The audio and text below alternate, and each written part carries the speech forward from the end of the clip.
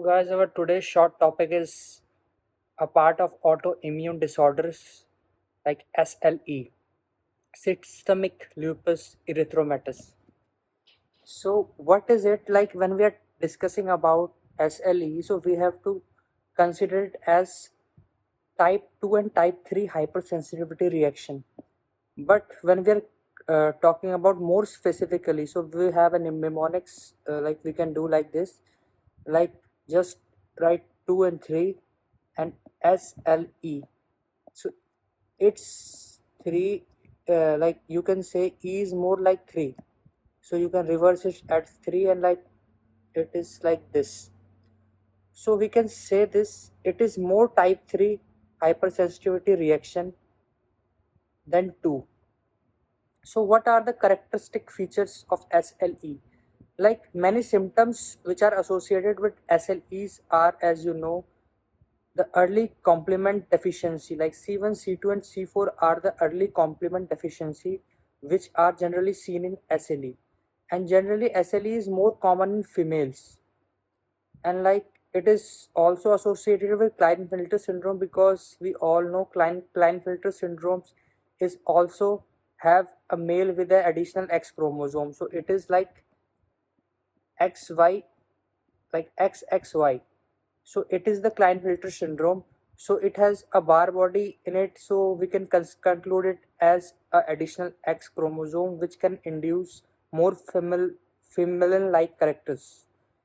Like when we're talking about other specific things, like there is also cell death association with nets, like nets dependent killing is also seen in SLE.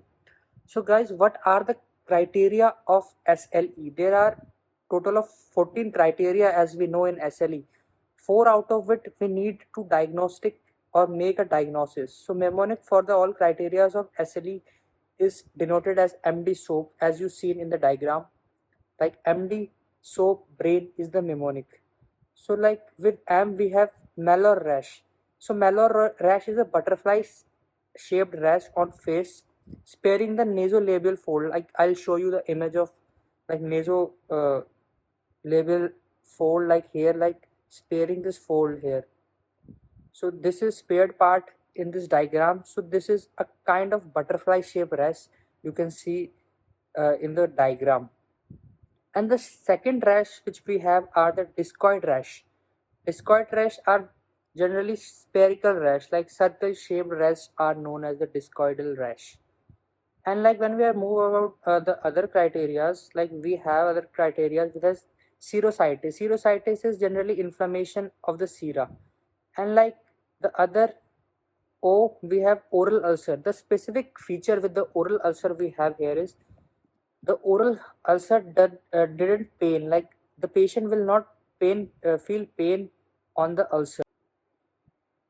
And the with A we have arthritis is non-erosive. And like photosensitivity we have a patient with 10 didn't come outside the room, more prefer to sit in the darker area is considered as the photosensitivity. And like in blood we will see there is a pancytopenia, like all blood cells gone low, like hypo, like WBC will low hemoglobin, low platelets. And like we can also see LE cells on blood smear. What are LE cells? LE cells are generally monocytes and neutrophils which engulf the dead, or we can say the dead material of the cell, like necrotic material is engulfed by those cells are known as LE cells. Like more specifically we can say that material as hematoxylin body. So more specifically we can say it like that. Like when we are talking about R, like renal, like you all know lupus nephritis is more characteristically seen in the SLE. It has total 6 classes. Microscopically, most characteristic lesion is wire loop lesion with mostly we have class 3, 4th and 5th wire loop lesion are seen in this criteria, and maximum wire loop lesions are of class 4. And like we can find some antibodies associated with SLE. We have anti-nuclear antibody, we have immunological or other antibodies, and we have some uh, neurological disorder like psychosis. It's also seen with SLE. Like further investigation antibody, we can see more sensitive anti-nuclear antibody, more specific anti-Smith antibody. Like more specific, like if we got a anti-Smith antibody, so we can say like it is SLE. Like we have some antibodies that both sensitive and specific. Those antibodies are double-stranded DNA antibodies. SLE resulting in psychosis. It's characteristically seen with a parameter or with antibody which is known as anti-double-stranded DNA antibody.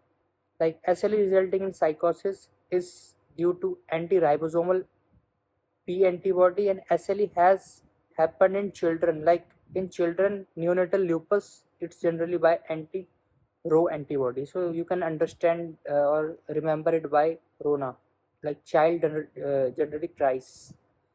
So anti-Rho antibody we can see here. And like how do you detect anti-nuclear antibodies are immunofluorescence. Like we can identify it by immunofluorescence. Like LE cells and TART cell are two different cells which generally the student confuse. The LE cells are seen in SLE, and it is generally engulfed hemotoxylin body by monocytes or neutrophils, and TART cell are normal cells like macrophage monocyte engulf the other cells. So TART cell is the general phenomena, and LE cells are specifically seen in SLE. Other organ affected by SLE, those organs affect other organs which affect by SLEs are heart, lungs and spleen. Like in heart we will see Libman sac endocarditis. Generally SLE is more specifically we can see pericarditis. So pericarditis are generally seen with SLE, but when we are talking about specific endocarditis symptoms, so Libman sac is the specific one. When we are talking about lungs, so lungs will show shrinking lungs, like lungs will shrink in the case of SLE. And when we are talking about spleen, so onion skinning pattern around the spleen will seen. So onion skinning is result like this. So that's all for today, guys.